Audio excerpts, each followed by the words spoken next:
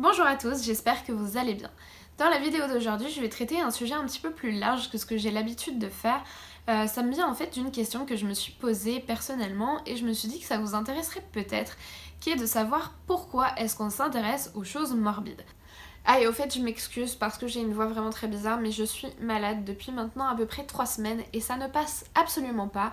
Donc c'est possible que par un moment il y ait ma voix qui fasse des trucs bizarres parce que j'ai tout le temps besoin de me moucher et de tousser. Bref, je suis désolée, je rentre un peu dans les détails dégueulasses, mais voilà, je suis malade, je m'excuse d'avance.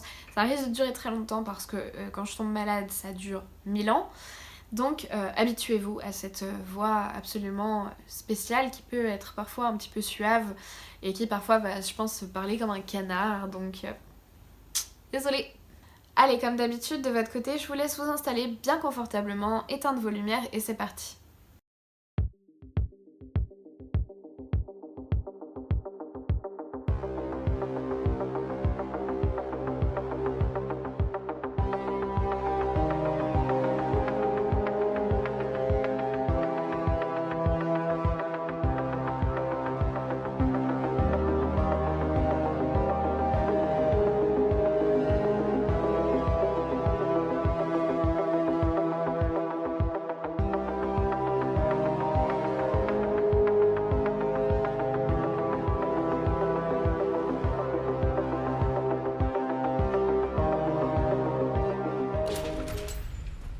Juste avant de commencer cette vidéo, ça me semble important de réinsister sur un point parce que j'ai reçu quelques commentaires de personnes.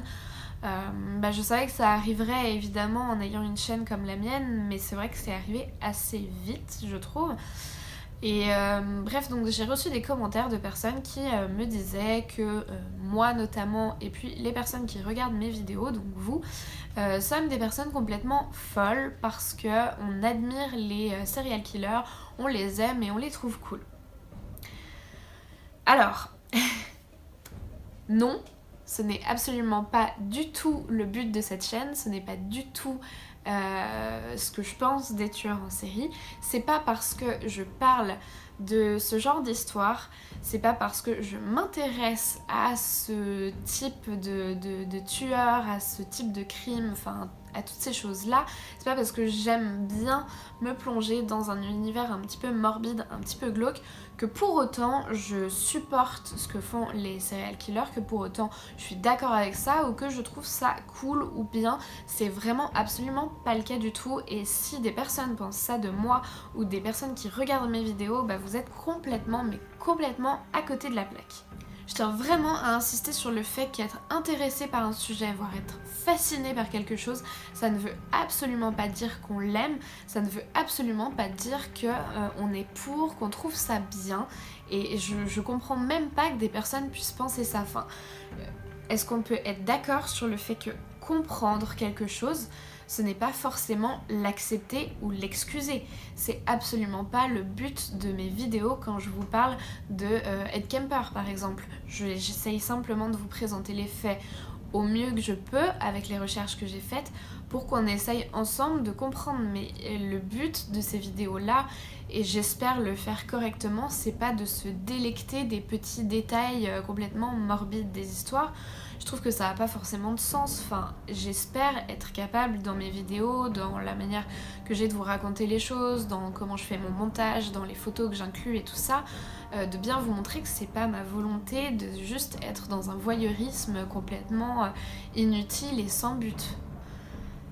Donc voilà, maintenant que j'ai un petit peu mis ces choses à plat, je suis désolée mais il fallait que ça sorte, on va pouvoir passer à la présentation des différentes théories qui expliquent pourquoi est-ce qu'on s'intéresse aux choses un petit peu morbides. La première explication, elle est toute bête, c'est simplement le fait qu'il y a une espèce de curiosité qui est vraiment propre à l'homme pour toutes ces choses qui sont morbides. Alors évidemment, il y a une curiosité qui va être plus ou moins développée en fonction des individus. Mais voilà, de manière générale, l'être humain est intéressé par les histoires de crimes, de serial killers, enfin toutes ces choses-là, par exemple, quand le phénomène le plus courant pour illustrer ça, c'est quand il y a un accident au bord de la route, et bien les personnes qui passent en voiture regardent. Et si vous êtes dans la voiture, vous allez regarder, vous essayez de voir ce qui se passe. C'est vraiment une curiosité qui est instinctive en fait et qui est tout à fait normale et qui existe chez tous les êtres humains. C'est aussi pour ça qu'on a tendance à bien aimer lire des histoires de romans policiers, à regarder des films d'horreur, à même pourquoi pas faire du dark tourisme pour certaines personnes. Quand vous êtes en voyage, et bien vous vous rendez dans des endroits où il y a eu des choses très dures, etc. Donc voilà, ça c'est vraiment quelque chose qui est très commun à tout le monde. On a tous un petit peu en nous cette espèce de curiosité d'avoir envie de regarder ou de connaître ces choses-là. Alors certains scientifiques, notamment dans le domaine des neurosciences, ont essayé de trouver un support un peu biologique à cette curiosité-là, à essayer de comprendre pourquoi est-ce qu'on aime bien les choses un peu glauques. Et ils ont trouvé en fait certaines zones cérébrales qui ont une double fonction, à la fois plutôt du côté du plaisir et aussi du côté de la douleur. C'est le cas par exemple des noyaux accumbens. Donc ça c'est une zone du cerveau qui serait liée à la fois dans le circuit du plaisir mais aussi dans le circuit de la douleur. Et c'est ce qui ferait en fait qu'on a parfois des émotions qui sont un petit peu, comment on veut dire, un petit peu ambiguës, un petit peu étranges, à la limite du masochisme par exemple.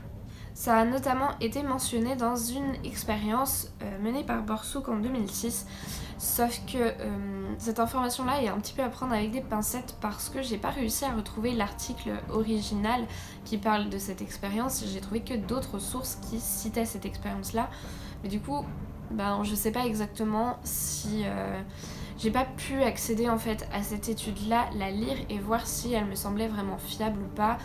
Donc du coup c'est un petit peu délicat parce que j'ai trouvé effectivement des articles qui font bien le lien entre la douleur physique et la libération des endorphines après, qui fait que du coup on peut avoir un peu un effet d'addiction à certaines souffrances, notamment c'est le cas des gens qui font beaucoup de sport et qui finissent par être un petit peu addicts à la sensation que ça leur fait. Mais au niveau de vraiment la souffrance plus mentale, j'ai pas trouvé d'article vraiment scientifique fiable. Donc je sais pas, je vous dis ça comme ça, mais honnêtement, faites peut-être vos recherches aussi. Si jamais vous avez des articles, des expériences qui sont solides, n'hésitez pas à me le dire dans les commentaires parce que moi j'ai cherché mais j'ai rien trouvé qui me convenait en tout cas. Le fait de s'intéresser à des histoires morbides, c'est aussi un moyen de faire monter l'adrénaline et ça, en fonction des individus, il y en a certains qui aiment vraiment ça, d'autres beaucoup moins. Mais c'est vraiment ce que vous pouvez retrouver dans le fait de pratiquer certains sports extrêmes ou en fait toutes les sensations fortes qu'on peut ressentir, notamment ceux qui aiment énormément aller dans les parcs d'attractions, dans les roller coasters, etc. Mais c'est en fait le côté s'intéresser à ces histoires-là, ça vous garde le côté très sécurisant.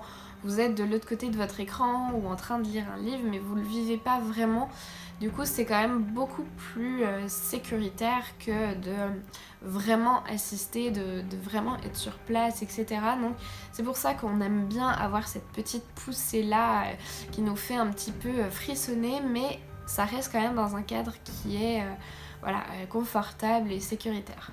De même que l'être humain aime bien, ça aussi ça varie en fonction des individus, mais aller flirter avec la transgression, avec les limites des lois, de la morale, etc. Il y a toujours un côté un petit peu excitant là-dedans.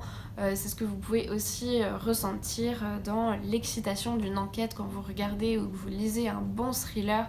Il y a vraiment une espèce d'excitation et de satisfaction dans le déroulé de l'histoire et puis de savoir que vous allez arriver à un dénouement avec un bon twist, avec les choses comme ça.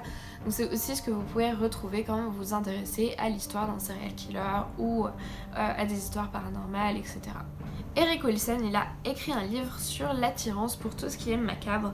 Et pour lui, en fait, il dit qu'on est vraiment tous touchés par cette fameuse attirance qui aurait finalement certains points communs avec d'autres phénomènes comme par exemple regarder des vidéos de catastrophes naturelles. ou regarder des photos, des vidéos, des histoires de personnes qui craquent, qui décompensent. Je pense par exemple, vous savez, à la fameuse vidéo où Britney Spears se rasait la tête. Ça avait fait énormément de bruit, tout le monde voulait la voir. C'est vraiment en fait ce petit côté un petit peu voyeuriste de regarder des choses dramatiques. Selon Wilson, le fait de s'intéresser à ces histoires-là, ce serait nourri par une volonté d'expérimenter la souffrance de quelqu'un d'autre, pas dans un sens sadique, mais plutôt parce qu'on a envie de ressentir de l'empathie avec quelqu'un, avec les autres, et aussi, pourquoi pas, de se préparer à vivre quelque chose de dangereux, donc la même chose. En fait, ce serait un petit peu comme apprendre à dompter ses peurs en s'y habituant progressivement, en regardant ce genre de choses-là. D'ailleurs, une autre facette de ce phénomène, ce serait le côté un petit peu soulagement que ça arrive à quelqu'un d'autre, mais pas à nous. C'est extrêmement humain, en fait, de... quand il arrive un malheur à quelqu'un, en fait, eh bien, on s'y intéresse parce que du coup, ça nous distance un petit peu. On se dit, ah, le pauvre, il a ça, mais tant mieux, c'est tombé sur lui et pas sur moi. Ça vous permet, en fait, d'arriver à appréhender un petit peu le phénomène, mais sans le vivre personnellement. Et c'est aussi un petit peu un espèce de rappel de il faut toujours profiter de la saveur de la vie, on va dire.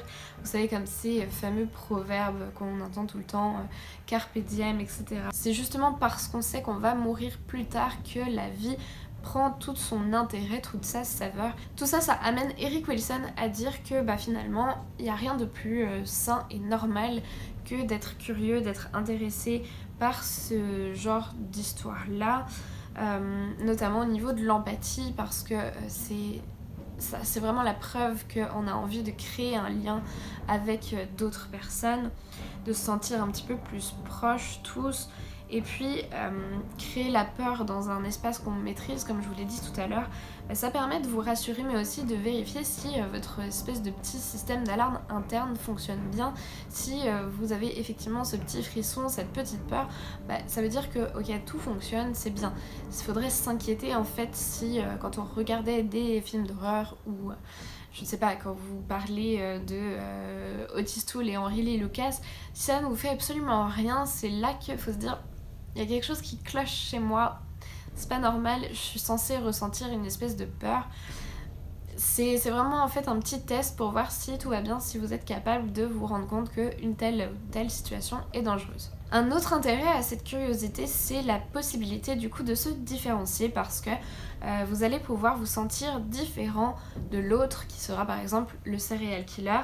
Vous pouvez vous dire que voilà, c'est rassurant de ne pas être comme lui. C'est fascinant à la fois d'essayer de comprendre comment il fonctionne, mais du coup ça le rejette à quelque chose de différent. Et souvent on va même le qualifier de monstre, donc on le déshumanise totalement. Et comme ça, ça nous permet de rester cohérent en tant qu'être humain et de se dire, voilà, je ne suis pas comme lui. Lui, il est fou, lui, il est dangereux, et de l'analyser, de le regarder, de vous intéresser à sa vie, c'est ça qui vous permet aussi, vous, de vous sentir un petit peu plus normal.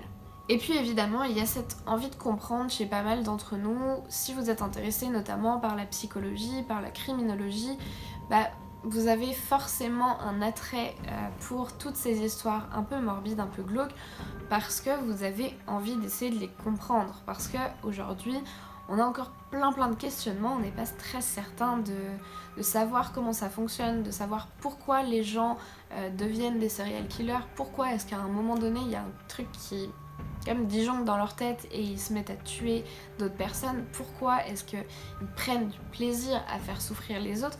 Ça nous semble tellement étranger, tellement improbable qu'on a cette envie en fait de comprendre, et que pour comprendre quelque chose il faut se plonger dedans. Il n'y a pas d'autre solution, donc c'est pour ça que vous avez parfois des intérêts. Une personne comme moi va acheter plein de livres pour essayer de comprendre les mécanismes de pensée chez les serial killers, chez les criminels, bref, chez toute une partie de la population qui nous semble un peu échapper à notre compréhension. Jusque-là, j'ai vraiment abordé avec vous tout ce qui est le côté normal et plutôt sain de l'attrait pour le morbide. Mais parfois, certaines personnes peuvent basculer dans un côté plus pathologique de cet attrait-là. Et j'ai choisi 2 exemples particuliers pour un petit peu plus vous montrer quand est-ce que ça commence à vraiment virer du mauvais côté de l'attirance pour le morbide. Le premier phénomène, c'est l'hybristophilie, qui est aussi surnommé le syndrome de Bonnie and Clyde. Et c'est un phénomène du coup pathologique qui désigne une paraphilie. Donc les paraphilies, comme je vous l'ai déjà dit je crois dans une autre vidéo, mais je me rappelle plus laquelle. Les paraphilies en fait c'est toutes les attirances sexuelles qui sont un petit peu anormales et du coup qu'on considère comme pathologiques. Du coup vous l'avez probablement compris, l'hybristophilie c'est le nom qu'on donne à l'attirance sexuelle pour les criminels. Ça peut être des meurtriers mais pas forcément, enfin ça peut être des gens qui ont fait des vols, enfin des personnes qui sont en prison, etc. Mais notamment les cas d'hybristophilie les plus connus, ce sont ceux qui touchent justement les tueurs de masse ou les tueurs en série. Ça peut paraître un petit peu incroyable comme ça, mais il y a plein de très grands criminels qui reçoivent énormément de courriers d'admirateurs et de personnes qui en sont amoureuses, qui leur envoient des photos, qui ont envie d'avoir une relation avec eux, notamment quand ils sont en prison, qui vont parfois jusqu'à se marier avec des détenus extrêmement connus. C'est le cas par exemple d'Anders Breivik, qui avait tué 77 personnes dans une tuerie de masse le 22 juillet 2011 en Norvège, qui reçoit apparemment près de 800 lettres d'admiratrices par mois. C'est complètement énorme, hein. Enfin, je sais pas si vous vous rendez compte. En France, on a aussi le cas par exemple de Salah Abdeslam, qui reçoit lui aussi pas mal de courriers de personnes qui sont amoureuses de lui. Alors vraiment, on va se demander, mais pourquoi est-ce qu'il y a des personnes qui ont envie d'aimer et d'être aimées par quelqu'un de aussi horrible qu'un tueur de masse ou qu'un tueur en série? Et pour ça, il y a plusieurs explications différentes, donc je pense que ça varie selon les cas. La première explication, qui est certainement la plus commune, c'est un phénomène que personnellement j'appelle le syndrome du Saint-Bernard. Donc c'est le fait de vouloir, en tout cas de penser qu'on est capable de changer la personne et de la sauver, que si on en prend suffisamment soin, si on l'aime assez et tout ça, la personne va redevenir bonne et puis qu'on va être la personne qui va un petit peu sauver la situation. Et ça vient souvent d'un espèce de désir maternel chez les femmes. C'est vrai que par exemple chez les tueurs en série, on sait qu'il y a des gros troubles de l'intimité, ils sont pas capables de créer des liens solides avec des personnes, et donc ces femmes-là, elles pensent qu'elles vont pouvoir réussir à changer ça, à débloquer ça, et c'est pour ça du coup qu'elles s'attachent énormément à un cas de tueur, et elles en tombent amoureuses en se persuadant en fait qu'elles sont la solution au problème. Pour une autre catégorie de personnes, il va s'agir de combler la solitude, et ça c'est vraiment souvent le cas pour des femmes seules à l'extérieur qui vont entrer en contact avec un criminel détenu et qui vont commencer à entretenir une relation avec ce détenu, et en fait ça leur permet à la fois d'avoir un homme dans leur vie qui les aime et en fait pour lequel elles sont un peu le centre de l'univers, mais tout en gardant finalement ce côté assez sécuritaire, puisque l'homme est en prison, il n'en sortira peut-être pas ou avant très longtemps. Donc du coup en fait ça leur permet d'avoir une relation finalement assez sans prise de tête, puisque elles ont une relation très passionnée, très fusionnelle avec le criminel en question, mais en même temps il est enfermé, il est loin, il peut pas leur faire de mal, donc voilà, finalement ça a un côté un petit peu rassurant pour elles. Et puis dans certains cas, mais que je pense être beaucoup plus anecdotique, ça doit pas être aussi souvent que les autres que je vous ai cités, il y a des personnes qui sont intéressées par des criminels parce que ils ont une certaine renommée, ils sont connus, ils sont célèbres. Et c'est comme le fait d'être attiré par quelqu'un de connu. Si vous avez un chanteur ou un acteur que vous aimez bien, il y a de fortes chances que vous le trouviez plus attirant et que vous ayez envie de vous dire si je le croisais et tout ça, je lui sauterais dessus. Et finalement il y a des personnes qui ressentent la même chose, mais pour des criminels qui sont connus.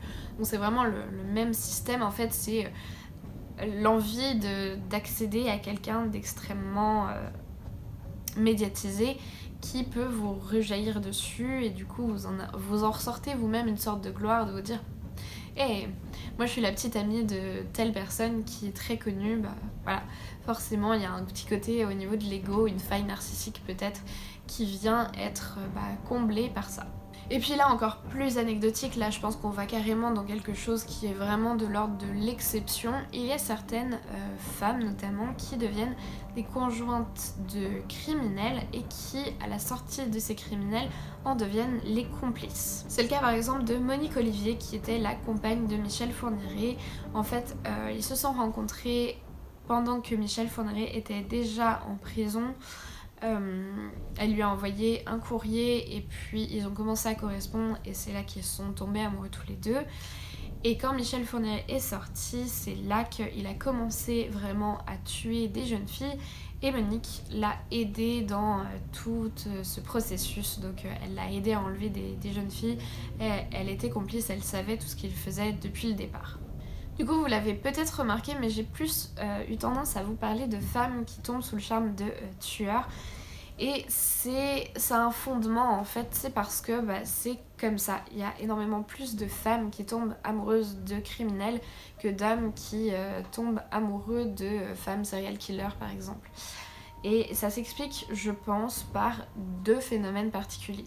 Le premier, c'est parce que les femmes, de manière plus générale, ont tendance à tomber sous le charme de ce qu'on appelle le bad boy. Ça c'est vraiment une attirance qui revient très souvent chez les femmes et en fait ça nous vient, je pense personnellement, de la société qui nous a un peu toujours présenté le bad boy comme l'homme très macho, très viril, très aussi protecteur qui est attirant pour les femmes. Il y a vraiment des tonnes et des tonnes de films qui sont faits sur ce schéma-là, sur la petite fille sage qui tombe amoureux du garçon un petit peu criminel, un petit peu bad boy, etc. Et puis on nous présente ça comme finalement l'histoire d'amour à l'eau de rose, complètement... c'est complètement cliché à chaque fois, mais c'est vraiment quelque chose qui nous a nourris, je pense, nous les femmes, depuis... peut-être pas la petite enfance parce que dans les Disney vous avez le prince charmant, mais assez vite en fait on nous montre que c'est un peu un idéal à atteindre.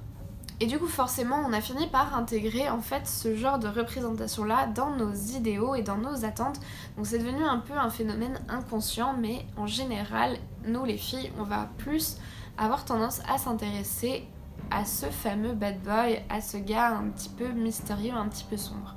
L'autre raison, elle est toute simple en fait, c'est parce que j'ai plus le chiffre exact en tête, mais environ 90% des tueurs en série sont des hommes. Ce qui fait que mathématiquement, on a beaucoup plus de cas de hommes tueurs en série connus, donc plus de femmes qui vont être intéressées par ces hommes-là, et les tueuses en série sont vraiment extrêmement peu représentées dans les médias et tout ça, donc il y a beaucoup moins de cas d'hommes qui peuvent tomber sous leur charme. Je suis dans un cadre d'hétérosexualité parce que j'ai pas trouvé de données sur l'homosexualité chez les serial killers, mais je crois que c'est assez anecdotique aussi. Enfin, en général, dans un énorme pourcentage des cas, les hommes tueurs en série sont plutôt intéressés par les femmes, donc j'imagine que du coup, ça intéresse aussi plus les femmes.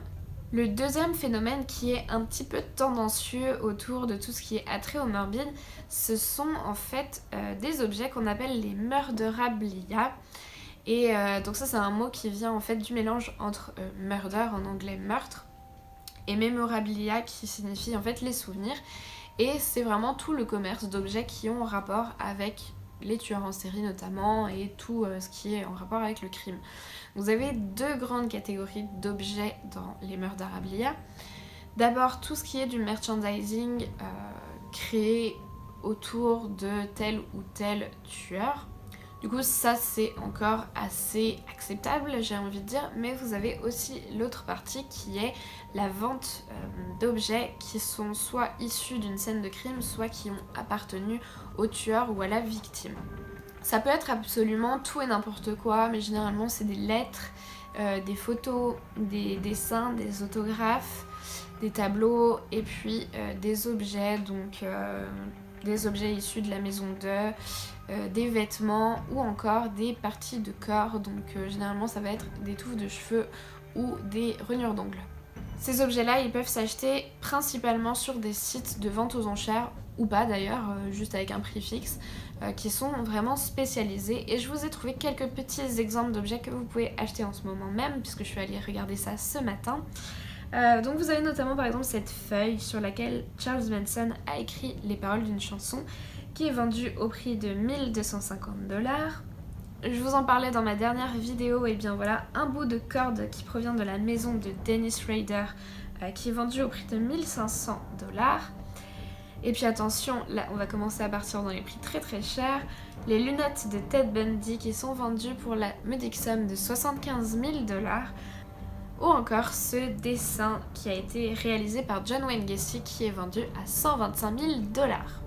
Alors pour ma part, j'ai un petit peu de mal à comprendre qu'on puisse dépenser autant d'argent pour ce genre d'objet là, genre un pauvre dessin ou une paire de lunettes. Mais je sais pas, dites-moi dans les commentaires si vous aviez énormément d'argent, est-ce que ça vous intéresserait d'acheter un objet qui a appartenu à un super célèbre tueur en série. Tout ce commerce-là, il est vraiment très très développé aux États-Unis, on l'a beaucoup moins en France, et ça a fini par poser un certain problème puisque certains tueurs qui étaient incarcérés faisaient des dessins, des tableaux, des choses comme ça et les vendaient pour des sommes extrêmement élevées comme vous avez pu le voir et du coup pouvaient se faire quand même beaucoup d'argent. Ce qui fait que certains États ont décidé de prendre des mesures qu'ils ont appelées les lois Son of Sam Laws qui reprenaient l'argent issu de ces ventes-là pour les mettre dans un fonds destiné aux victimes et aux familles de victimes. Le problème, c'est que cette loi-là, elle a été jugée anticonstitutionnelle, donc je pense qu'aujourd'hui, elle n'a plus cours. Alors depuis ça, il y a une nouvelle forme de cette loi qui, si j'ai bien compris, je m'excuse parce que c'était pas hyper clair, mais en gros, si un tueur vend un objet et qu'il peut en tirer 10 000 $ ou plus, eh bien il y a un avertissement qui est envoyé à la victime ou à ses proches. Et à partir de là, ils peuvent décider de l'attaquer en justice si jamais ils estiment que ça leur porte préjudice. Alors qui sont les personnes qui achètent les memorabilia ? Il y a, je pense, deux grandes catégories de personnes. D'abord les collectionneurs, donc les personnes qui investissent dans cet objet parce qu'ils pensent qu'il va pouvoir prendre de la valeur, notamment s'ils commencent à créer en fait toute une collection. Par exemple, si je commence à acheter plein d'objets qui ont appartenu à Ed Kemper, eh bien tel objet peut valoir 10 000 $, mais si j'ai 3 objets de 10 000 $, peut-être que finalement ma collection entière elle vaut plus. Elle a encore plus d'intérêt parce que du coup c'est vraiment rare de trouver certains types d'objets, j'imagine. Donc voilà, il y a des personnes qui finalement achètent ces choses-là pour créer des collections et parce qu'ils spéculent sur le fait que plus tard ils pourront les revendre pour encore plus cher. Et puis il y a aussi les personnes qui sont pas forcément toujours très équilibrés, qui se procurent ce genre d'objet parce qu'ils pensent qu'un certain pouvoir leur est rattaché et que du coup ils peuvent... En fait, c'est des personnes qui sont généralement extrêmement fascinées justement par les tueurs en série et qui veulent avoir un objet qui lui appartient parce qu'ils en retirent quelque chose eux-mêmes, ils ont l'impression que ça va leur apporter une certaine énergie ou un certain pouvoir ou... Bref, je suis pas dans leur tête, mais c'est là qu'on est à nouveau du côté un petit peu... c'est un petit peu bizarre quand même. Et ça me fait penser à quand j'étais à la Nouvelle-Orléans, j'ai visité le Museum of Death qui est vraiment chouette, enfin, je vous le conseille, c'est une visite super intéressante. Et en fait ça c'est un musée, donc le musée de la mort, et il y a plein de salles différentes, donc il y a plein d'aspects différents de la mort qui y sont évoqués, ça va être à travers les époques, à travers les cultures, d'un point de vue un peu scientifique, anatomique, et puis il y a quand même une grosse partie du musée qui est vraiment en lien avec les tueurs en série. Et on voyait notamment plein de lettres échangées avec des détenus, et à chaque fois c'était adressé à la même personne. Et en fait du coup, à force de lire ces choses-là, je me rends compte que le nom qui revient, c'est le nom du propriétaire du musée, donc qui a contacté plein de tueurs pour discuter, échanger avec eux. Et c'était un petit peu particulier parce que je me disais, d'un côté c'est vraiment bien parce qu'il a réussi à, voilà, à faire toute cette collection là et du coup à créer un musée carrément. Donc il y a ce côté vraiment collectionneur presque professionnel. Et d'un autre je me disais mais ça doit quand même être super étrange pour, je sais pas, les gens qui rencontrent. Bah tu fais quoi dans la vie? Bah moi j'amasse plein de trucs en rapport avec les tueurs en série. J'échange, je parle avec je ne sais combien, peut-être 30 détenus différents un peu partout à travers le pays. Parce qu'on voyait vraiment qu'il avait une correspondance avec ces gens-là, qui commençaient à se connaître un petit peu personnellement. Donc c'était assez particulier. Donc, lui vraiment il en a fait quelque chose, il en a fait un musée qui est ouvert à tout le monde, vous pouvez y aller. Donc voilà, ça a un côté quand même un peu éducatif entre guillemets, même si certaines pièces j'ai trouvé étaient pas forcément... elles avaient pas grand intérêt à part justement du voyeurisme, mais il y avait aussi des pièces hyper intéressantes qu'il avait réussi à se procurer. Par exemple, je me rappelle, il y avait certaines photos de scènes de crime, notamment O.J. Simpson ou encore les crimes de la Manson Family. Et il y avait, moi ce qui m'avait le plus intéressé, c'était le rapport psychologique, enfin des psychiatres et des psychologues qui avaient rencontré Ed Gein. Et du coup bah il y avait vraiment les copies de toutes ces fiches là et c'était trop intéressant à lire. Donc voilà, il y avait à la fois des choses très intéressantes et puis d'autres qui étaient genre non, je trouve ça un peu bizarre en fait d'essayer de se procurer ces choses là. Voilà quoi.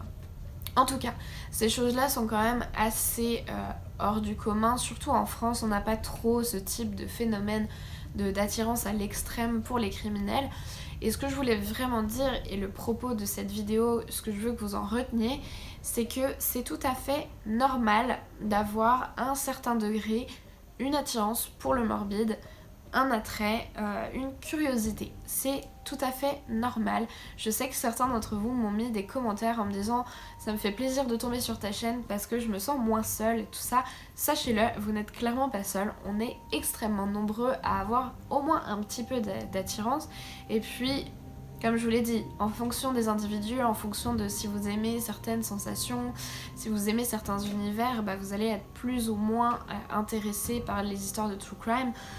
Mais voilà, ça n'a rien d'anormal tant que vous virez pas dans le côté vraiment pathologique où ça devient une obsession, où il y a un côté un petit peu malsain à vouloir vraiment être trop proche de certains tueurs. Alors voilà, je vais le dire une dernière fois et je pense qu'après j'arrêterai de me justifier là-dessus, mais je voulais le redire une dernière fois. Le fait d'être intéressé par un sujet, d'être fasciné par quelque chose, de vouloir le comprendre, ne signifie vraiment pas qu'on trouve ça bien, qu'on est pour, qu'on trouve ça cool, génial ou je ne sais quoi. Donc ça ne sert à rien de venir sur ma chaîne, sur mes vidéos, pour me poster des commentaires et me dire que je suis bizarre, que je suis complètement folle ou que je mérite de crever parce que je m'intéresse à ce genre de sujet. Si ça ne vous plaît pas, vous partez, il n'y a pas de souci, mais clairement ça ne sert absolument à rien et c'est complètement contre-productif de venir me dire ces choses-là.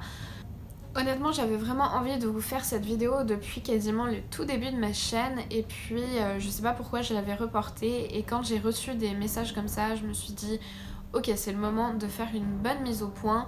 Et puis, qu'est-ce que vous voulez que je vous dise? J'espère vraiment que je n'aurai plus maintenant à recevoir de commentaires à la con dans ce style-là. Si c'est le cas, vous inquiétez pas, ça me touche pas, c'est pas grave, je suis tout à fait capable de faire la différence et de savoir que les gens derrière leur écran peuvent écrire des trucs complètement débiles. Mais voilà, j'espère vraiment avoir pu vous montrer et vous rassurer si jamais vous vous inquiétiez un petit peu du fait que c'est quand même bizarre parfois, en tout cas on nous dit que c'est bizarre d'aimer ces choses-là. Non, il n'y a pas de problème, on est super nombreux à aimer ça et du coup...